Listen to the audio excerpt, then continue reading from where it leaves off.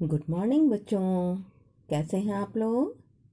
बच्चों, आज की यह कक्षा वर्ग 9th के लिए है और इस कक्षा में मैं आप लोगों को हिंदी 2 के पद्य भाग का लेसन 1 चैप्टर जो कि साखी है उसके बारे में आप लोगों को जानकारी दूंगी।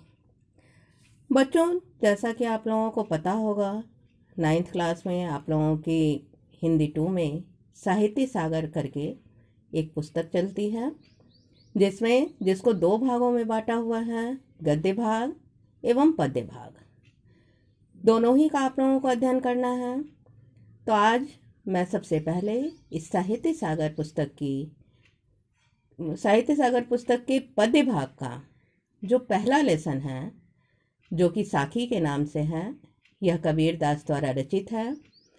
तो इस पाठ को पढ़ने से पहले सबसे पहले हम लोग कबीर दास कौन थे, किस तरह से इन्होंने हिंदी साहित्य में अपना योगदान दिया, इनकी काव्यगत विशेषताएं क्या क्या हैं, इन सब के बारे में विस्तार से चर्चा करेंगे, क्योंकि इन सभी से संबंधित कवि परिचय से संबंधित प्रश्न भी आपकी बोर्ड परीक्षा में पूछे जाते हैं।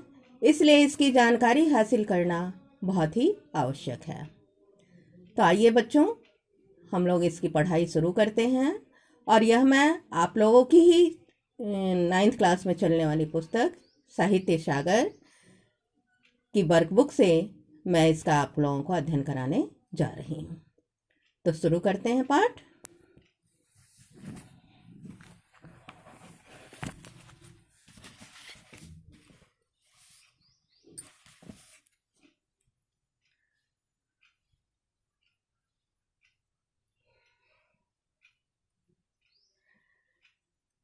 तो सबसे पहले कवि परिचय में है, कबीरदास जी इसके लेखक हैं। तो कबीरदास जी का नाम तो आप सबों ने बहुत अच्छे तरीके से सुना होगा। ये काफ़ी प्रसिद्ध कवि हुए हैं। हिंदी साहित्य के संत कवियों में कबीरदास का सर्वोच्च स्थान है। कबीरदास हिंदी की संत कव्य धारा की ज्ञानाश्रयी निर्गुण भक्ति काव्य शाखा के प्रमुख कवि हैं। युग पुरुष एवं युग निर्माता कबीर का जन्म संवत 1455 1455 के लगभग माना जाता है। कहा जाता है कि इनका जन्म एक विधवा ब्राह्मणी से हुआ था, किंतु लोकलाज के भय से उसने इन्हें लहर तारा नामक तालाब के किनारे छोड़ दिया, जहां से नीरू और नीमा नाम के मुस्लिम जुलाहा दंपति ने इस बालक को उठा लिया और इनका पालन पोषण किया। तो बच्चों, जैसा कि आप लोग जानते हैं, अभी आपने ऊपर में पढ़ा कि कबीरदास जो हैं ये निर्गुण धारा के, निर्गुण भक्ति के कवि हैं। तो मैं पहले आप लोगों को ये बात बता देना चाहती हूँ कि हिंदी में 2 तरह की भक्ति धारा पाई जाती है, एक निर्गुण भक्ति धारा और एक सगुण भक्ति धारा। निर्गुण भक्ति धारा होता क्या है कि इसमें जो इस भक्ति को मानने वाले लोग होते हैं वे ईश्वर में विश्वास तो करते हैं, लेकिन ईश्वर की मूर्ति पूजा इन सब के विरोधी होते हैं। उनका मानना है कि ईश्वर सब जगह विद्यमान है, उसके लिए किसी खास जगह पे जाने की या किसी खास मूर्ति वगैरह की आवश्यकता नहीं है। और जो सगुण भक्ति धारा के कवि होते हैं वे किसी न किसी मतलब अपने देवी देवताओं को आराध्य मानकर उनको सामने रखकर उसकी पूजा उपासना करते हैं। तो ये कबीर जो थे ये निर्गुण भक्ति धारा के कवि थे। और ऐसा कहा जाता है कि कबीर ने प्रसिद्ध वैष्णव संत स्वामी रामानंद से दीक्षा प्राप्त की। अर्थात इनके जो गुरु हुए वे कौन हुए? स्वामी रामानंद जी। स्वामी रामानंद जी से इन्होंने दीक्षा प्राप्त की। साधु संतों की संगति में रहकर इन्होंने भरपूर ज्ञान अर्जित किया। वैसे कबीर पढ़े लिखे नहीं थे, लेकिन बहुश्रुत होने के कारण इनके पदों और साखियों में एक समाज सुधारक का निर्भीक स्वर सुनाई पड़ता है। यानी कहने का मतलब है बच्चों कि इन्होंने किसी विद्यालय में जाकर आम विद्यार्थी की तरह कोई शिक्षा ग्रहण नहीं की थी, लेकिन ये चूंकि साधु संतों की संगति में रहते थे, इसलिए इनका ज्ञान का जो भंडार था वह भरपूर था, और इनके जितने भी पद और साखियां हैं उनमें एक समाज सुधारक का जो स्वर होता है वह इनके काव्य में सुनाई पड़ता है। कबीर निर्गुण तथा निराकार ईश्वर के उपासक थे। जैसा कि अभी मैंने बताया था आपको कि यह निर्गुण भक्ति धारा के कवि हैं। तो कबीर निर्गुण तथा निराकार ईश्वर के उपासक थे, इसलिए इन्होंने मूर्ति पूजा, कर्मकांड तथा बाहरी आडंबरों का खुलकर विरोध किया।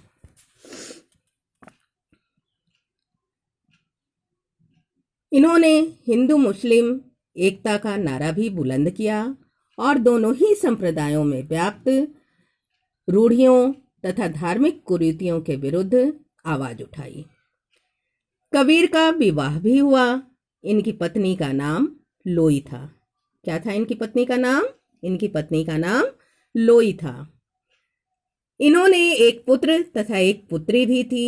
इनकी एक पुत्र और पुत्री भी थी जिसका नाम कमाल और कमाली था।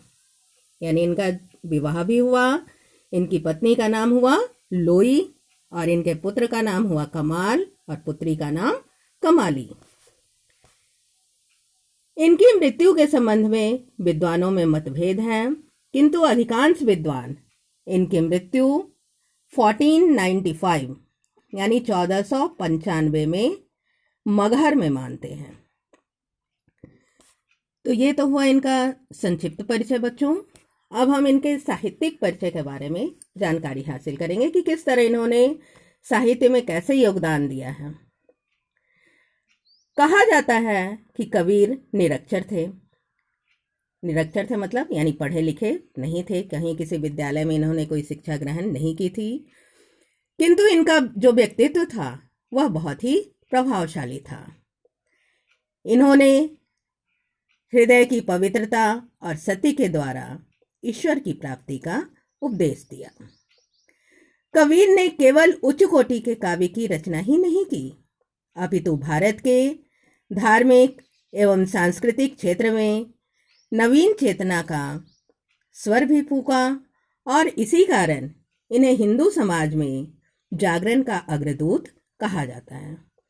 ये क्वेश्चन आ सकता है बच्चों कि कबीरदास को जागरण का अग्रदूत क्यों कहा जाता है।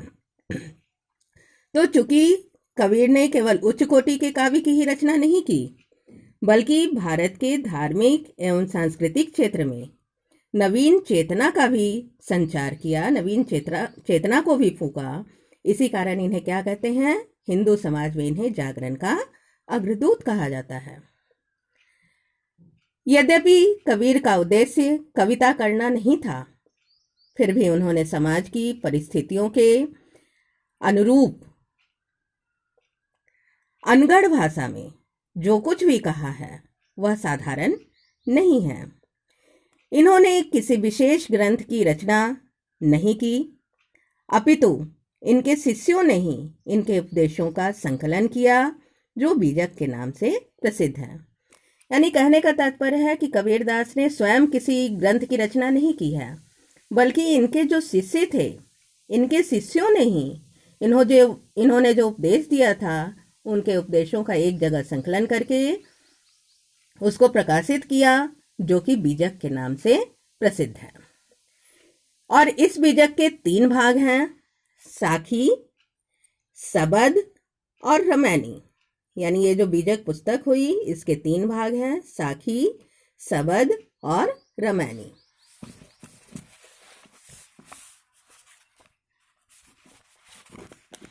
अब हम देखेंगे कि साखी क्या है। तो इसमें इनके ज्ञान, दर्शन और अनुभव से भरे हुए दोहे हैं। यानी साखी जो भाग है इसके अंदर क्या शामिल है? इसके अंदर इनके ज्ञान, दर्शन और अनुभव से जुड़े हुए दोहे हैं। दूसरा भाग है इनका शबद। शबद गेय पद रचनाएं। गेय पद रचनाएं का मतलब बच्चों यानी इसको गाया जा सकता है स्वर में, जिसमें कबीर द्वारा अंधविश्वास और प्राचीन रूढ़ियों पर तीखा प्रहार किया गया है।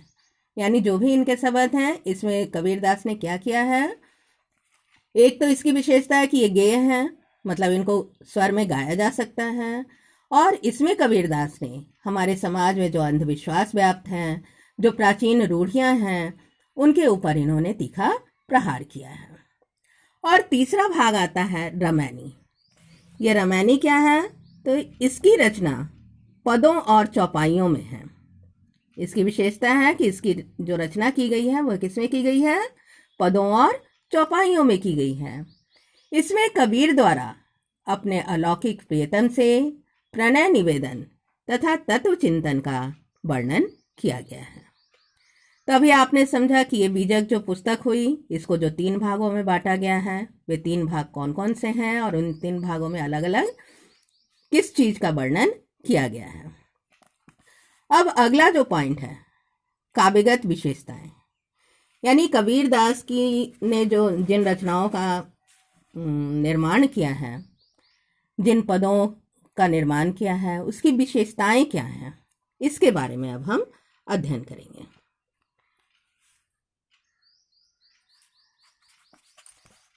तो शुरू करते हैं। कबीर के काव्य में गुरु की महत्ता, मानव जीवन की दुर्लभता, प्रेम का महत्व, धर्म समन्वय और समाज सुधार जैसे विषयों का वर्णन मिलता है।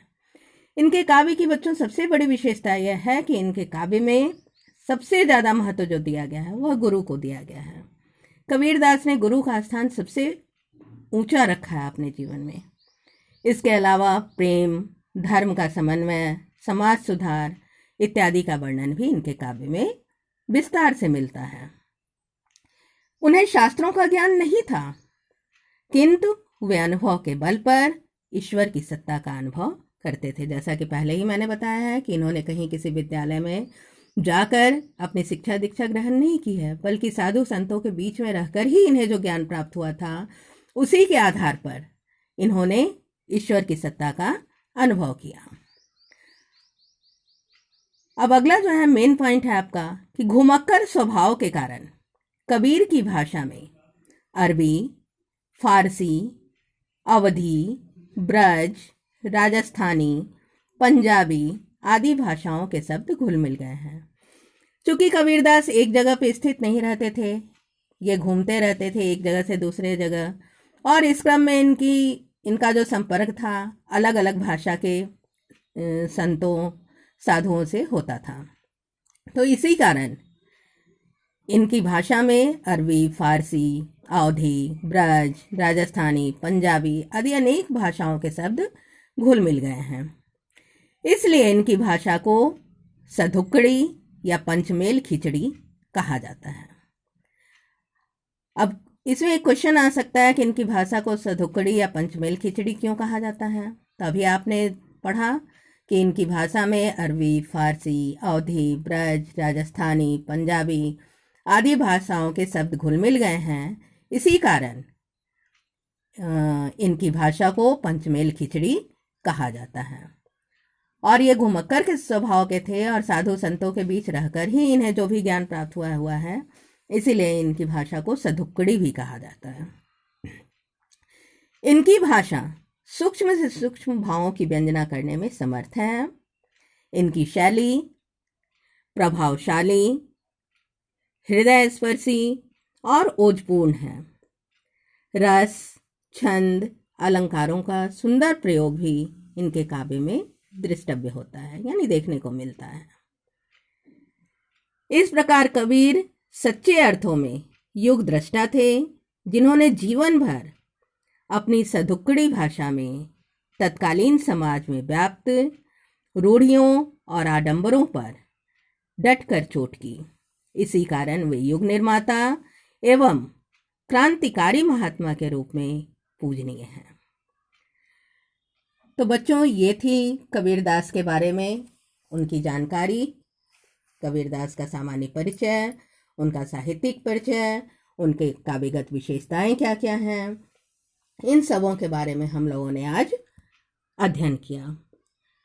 अब अगले क्लास में मैं जल्दी ही आप लोगों को इनकी जो साखी हैं, इनके जो पद हैं साखी में, उनको और उनका अर्थ मैं जल्द ही आप लोगों के बीच अगले क्लास में आप लोगों के सामने प्रस्तुत करूँगी।